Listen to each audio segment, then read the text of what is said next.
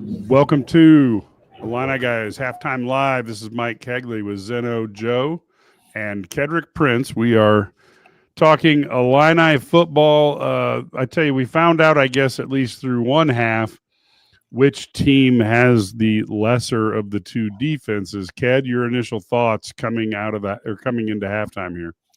I just tweeted out that we're on live, and the first half MVPs for me was Luke Altmaier, the play calling, using his legs, Aaron Henry's defense. I know people have been on him and riding him, and it's easy to be negative, and being positive is when it's time to be positive. Gabe Atkins, we heard his name today. They've gotten deflections, they've gone after the quarterback. It's just been a kind of a dull first half because it's 21-6.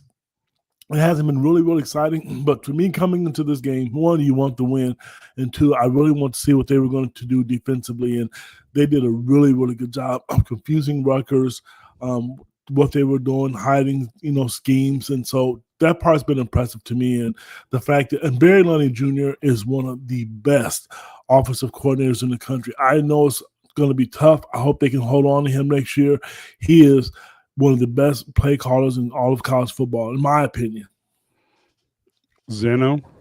Yeah, you took my MVP away, so I'll go Luke Altmaier's calves and hamstrings, maybe. He's been great on the ground. The game started off, I thought, hey, it might be an Aiden Lawfrey type game, and it did start out like that. Aiden Lawfrey had a good few rushes, and then as the game rolled on, the passing game hasn't been there. It's been a bit windy here, surprisingly. It's been back and forth, left and right. But Luke's been great on the ground, keeping the defense on their heels. And to the Barry Loney point, good story.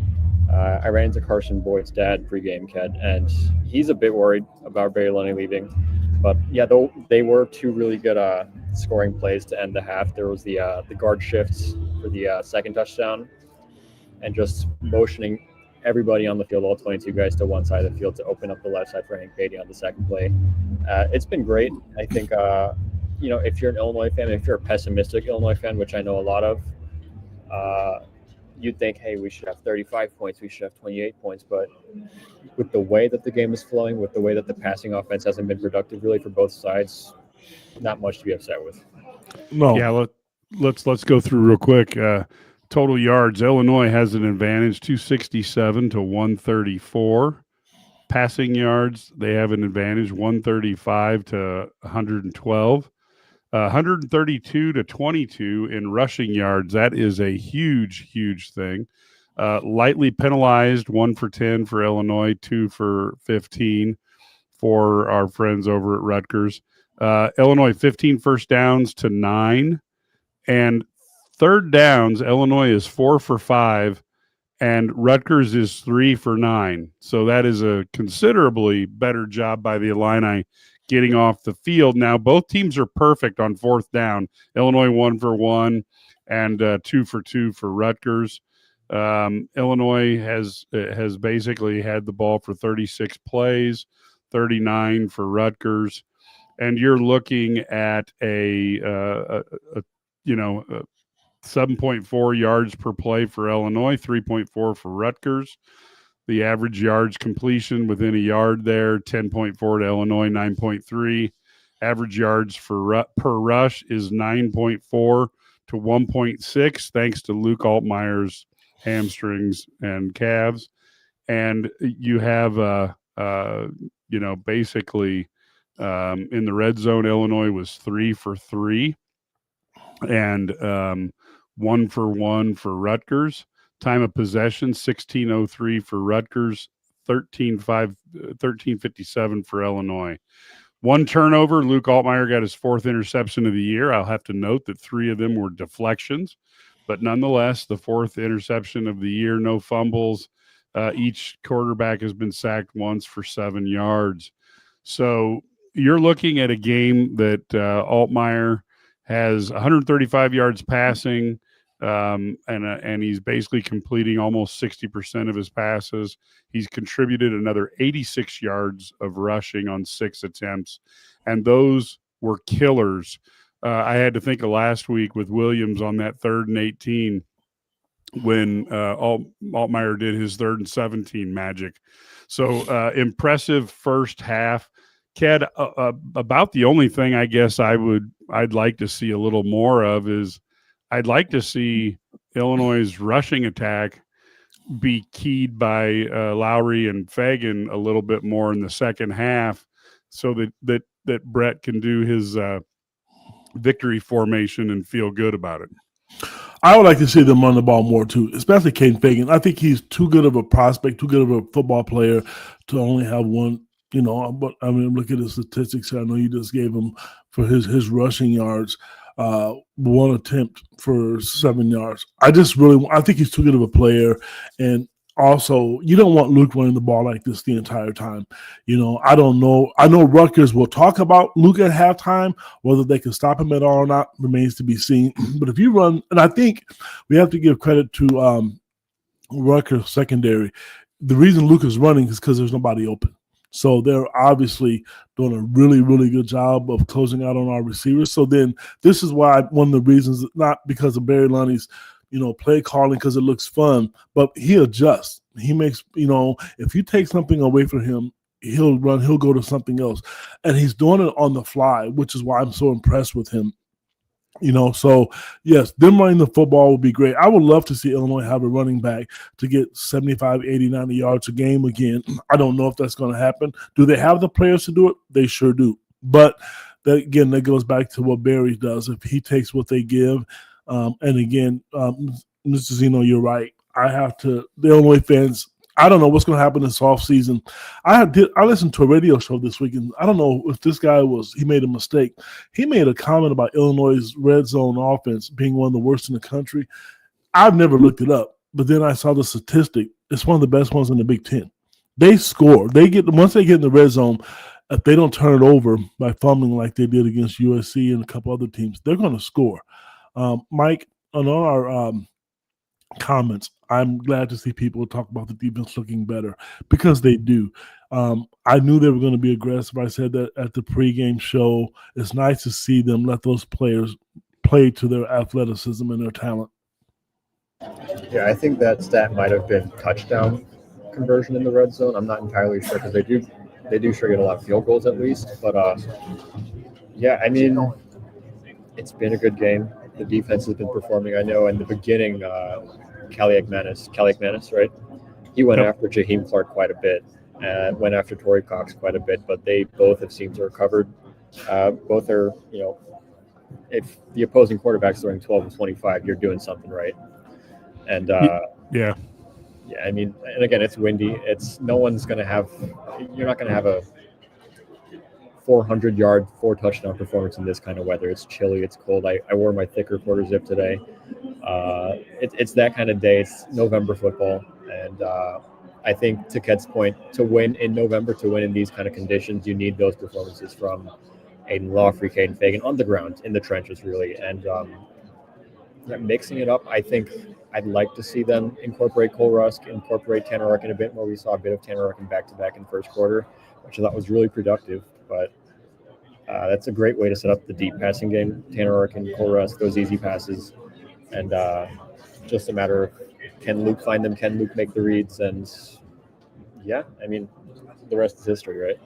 Yeah, I think I do think Kaliak Manis. The one thing I will say about him is he is the master of the bizarre pass, because he'll throw a pass and you're like, who is he throwing that to? Why did he throw it that direction? And and even like, he misses an out pattern, a 3-yard out pattern. He misses it by 8 yards, so he reminds me more of his Minnesota days today than what I saw, but that's the defense doing it. He's getting some pressure.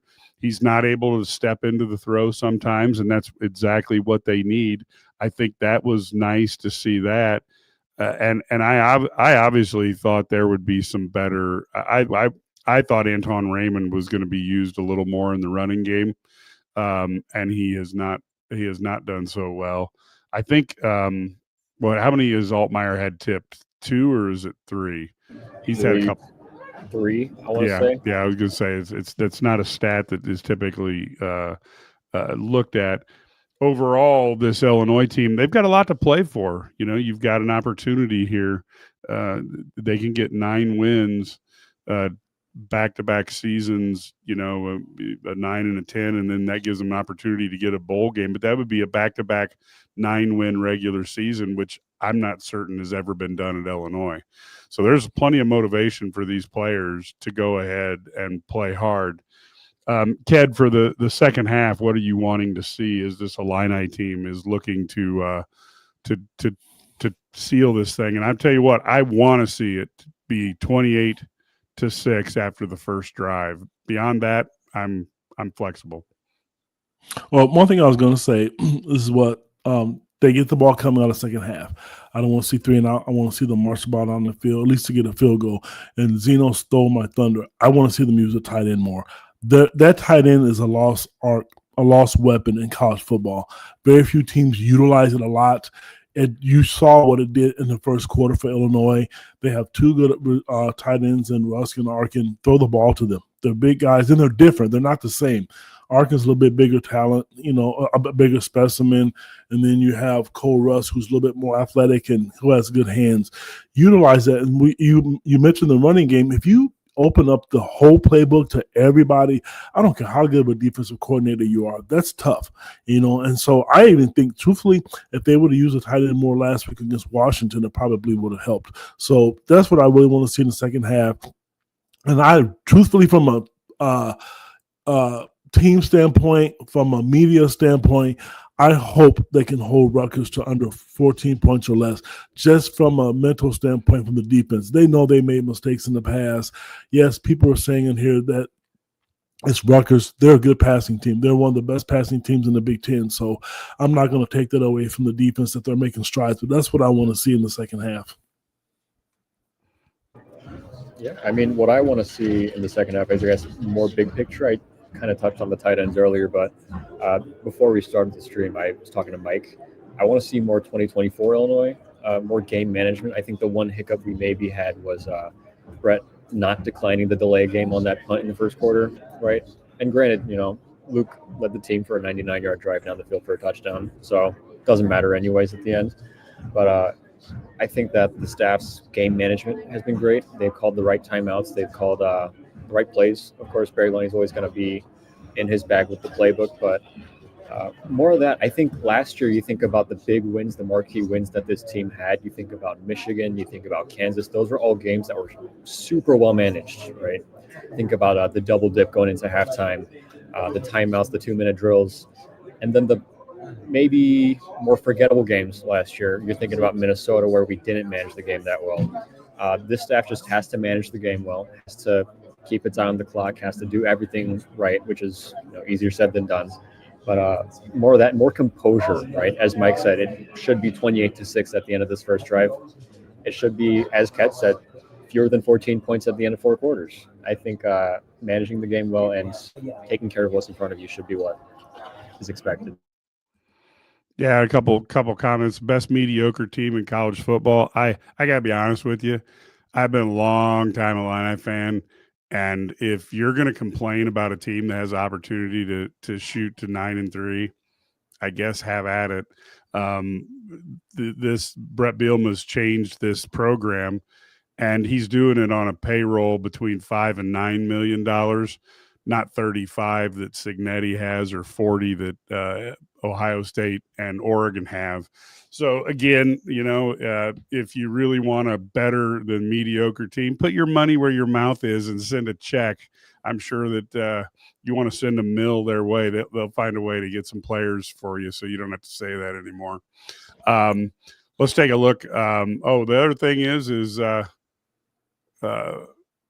appreciate bringing on different people to hear from. Zeno has been he's one of our writers now, so we like having him on. Thank you so much for noticing that. We will try to bring new people on. Jonathan Kerr, his daughters are pretty talented, so he's out at some volleyball tournaments.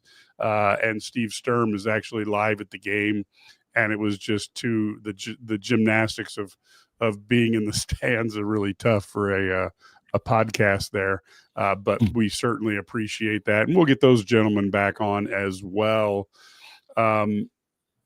And I do think need to get the win here. I think Bielema, as much as people say it's a cliche, you do have to win. You have to go 1-0 6 weekends to get to a bowl, and I think they're still looking at can we find a way to get to a bowl, win the bowl, and get 10 wins for the first time in the history of the program, and that is not an easy thing to do or something that's automatic if you are at Illinois.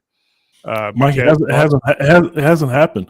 I don't know if you caught that. No, back to back, and if they get 9 wins and win a bowl game, and I understand. I mean, I really do. I'm not going to pretend that I don't. I understand the fans' frustrations. They had hopes of being in the college playoffs, and then it wouldn't be so bad, but it's how bad they lost. I think if they would have competed and wouldn't have lost so bad and ugly, fans would probably be able to accept it more.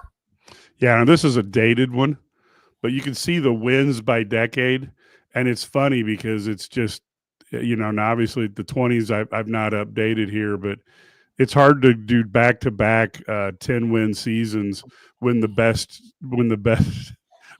you've had is the 1980s. I mean, shoot, Ohio State in this new world, they put up 60 wins in 5 seasons. So, it's a whole different perspective, when you start looking at those type of things. Go ahead, Zeno. I think I was interrupting you. No, not at all. I mean, I didn't grow up watching Illinois football, so I'm not going to say I grew up watching mediocre football like you did, Mike. But 9 wins back-to-back, 18 wins in 2 years, right? You win a bowl game, that's maybe, what would that be, 17 wins? Or maybe 20 if they do that, because then if they go undefeated this year, they could win 10, be 20-6 the last 2 years.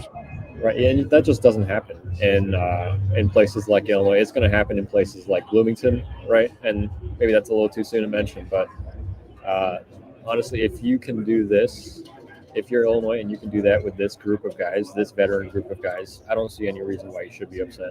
And I get that the expectations were a college football playoff. We spent a lot to retain guys like Xavier Scott, Gabe Akis, but at the end of the day, it's Illinois football, and 9 wins is monumental. It was monumental last year, and doing it back-to-back would be even more so monumental. Ked? Well, it's doable. I mean, I will say there's one game on the schedule that concerns me. All of them, because none of them are gimmies. They're all fighting for their lives. Going to Madison, Wisconsin concerns me a little bit. If there was one hiccup on that schedule that's left, that's the game that scares me. Yeah, I think this team is talented enough to go 4-0 the rest of the way, but they're not so talented that they couldn't go 0-4 the rest of the way. And that's kind of the razor's edge. And that's why I really want to see the defense gain some confidence. And I would also like to see the offensive line beat some people up, because we really haven't seen them do that, for a few games here. And that'd be nice to see them, beat some people around and get them a little tired out. And boy, that USC and win is looking a lot better as the season progresses as well. Well, Mike, to be honest with you, the USC game was the last game I thought the offensive line dominated. They've done well, they've done bad, but the USC game, because after Purdue, after Indiana, obviously they were embarrassed. That's the last time I've seen them come out and dominate. That's why you mentioned rushing. They have to get that nasty attitude again, open up holes again, and just force their will on their opponent. Yeah, I'm reading the chat here. Caleb, you said your first year at Illinois was 0-11. I think my first year was it must have been the COVID year. It was the when Wisconsin walked off. When it must have been Chase McLaughlin, the walk-off here for homecoming weekend. And the first game that I attended was UTSA at home. So highs and lows of Illinois football. But reading again, going to need $20-25 million to keep it going next year from Fedigator. Those are Texas Tech numbers. I don't know if Illinois, there must be an oil well under Champaign if they have 20 to 25. Illinois has plenty of. They have the money. They have the money if they, but now how has the faculty and somebody else, annoyed the the resident billionaires that are out there? That's always the thing. And then you have to get these guys all ready to donate, and after that. But Caleb, no offense, but my first game was 0-0 at Northwestern. So you guys can all talk about your pain.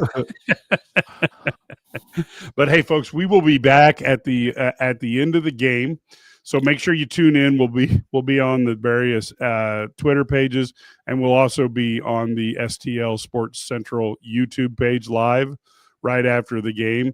Ked and I will be on, and then Matt will come on after he gets out of the locker room. Zeno, we might be able to get on, although he's going to be in the locker room as well. But and that was a pain. Yes, Nathan, that was a painful 0-0. But I was so young, I was dumb. I didn't even realize that was a problem. So, folks, everybody have a fantastic second half. Until then, go Illini.